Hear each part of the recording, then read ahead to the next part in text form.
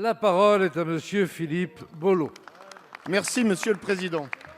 Monsieur le ministre chargé des petites et moyennes entreprises, comme beaucoup d'entre vous, chers collègues, je ne compte plus les témoignages d'exaspération et de ras-le-bol vis-à-vis des démarchages téléphoniques et autres appels frauduleux. Fléau pour un grand nombre de Français, empoisonnement de la vie quotidienne, calvaire subi par des millions de personnes.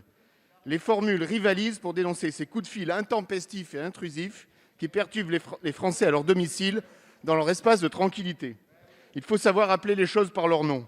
Quand le téléphone sonne plusieurs fois par jour, non pas pour entendre une voix familière, mais celle qui cherche à vous vendre ce dont vous ne voulez pas, ce n'est plus du démarchage téléphonique, c'est du harcèlement téléphonique.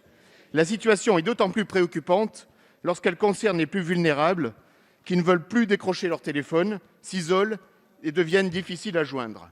L'année dernière, à l'initiative de notre collègue Nejlen, nous avons enfin voté, après 2 années de travail collectif mobilisant les députés de tous les bords politiques, une loi du quotidien renforçant la lutte contre les appels intempestifs et frauduleux. Un de ces décrets d'application en cours de finalisation doit préciser les jours, les heures et les fréquences auxquelles les appels peuvent être effectués. Ce décret a été soumis à la consultation du Conseil national de la consommation.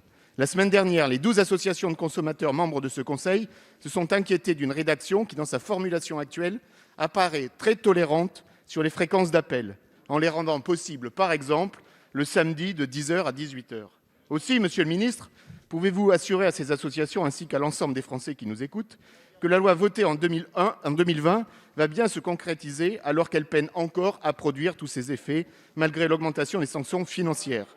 Les remontées du terrain révèlent en effet des contournements de l'inscription sur Blocktel, des démarcheurs qui masquent leur identité, des démarchages qui concernent encore, et ce malgré l'interdiction, la rénovation thermique. Monsieur le ministre, les Français attendent des réponses à la hauteur des atteintes quotidiennes à leur tranquillité. Merci, monsieur le député. La parole est à monsieur Alain Griset, ministre chargé des petites et moyennes entreprises.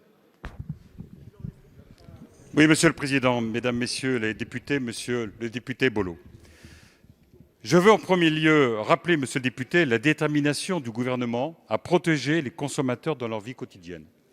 Je salue d'ailleurs le travail des agents de la Direction générale de la concurrence, de la consommation et de la répression des fraudes, dont j'ai présenté fin avril le bilan d'activité pour l'année 2020.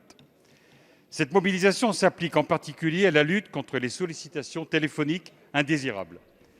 Nous savons que le démarchage téléphonique non sollicité est un désagrément majeur pour nos concitoyens, parfois dérangés plusieurs fois par jour.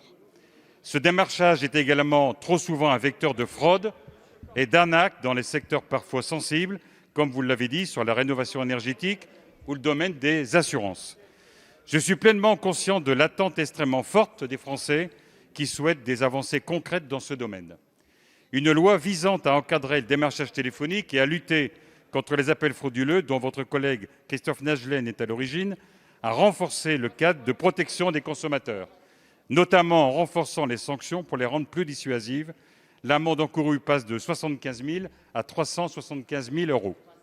En complément, le gouvernement a diminué début février 2021 le tarif d'abonnement au service Blocktel afin de permettre aux plus petites entreprises de se mettre plus facilement en conformité. C'est ainsi que j'ai demandé à la DGCCRF d'être pleinement mobilisée pour combattre de manière ferme et résolue le démarchage illégal. Nous sommes déterminés à assainir le marché et à obtenir des résultats tangibles et rapides.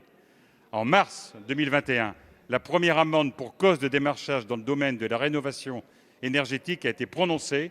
Une entreprise a ainsi été sanctionnée d'une amende de 367 000 €.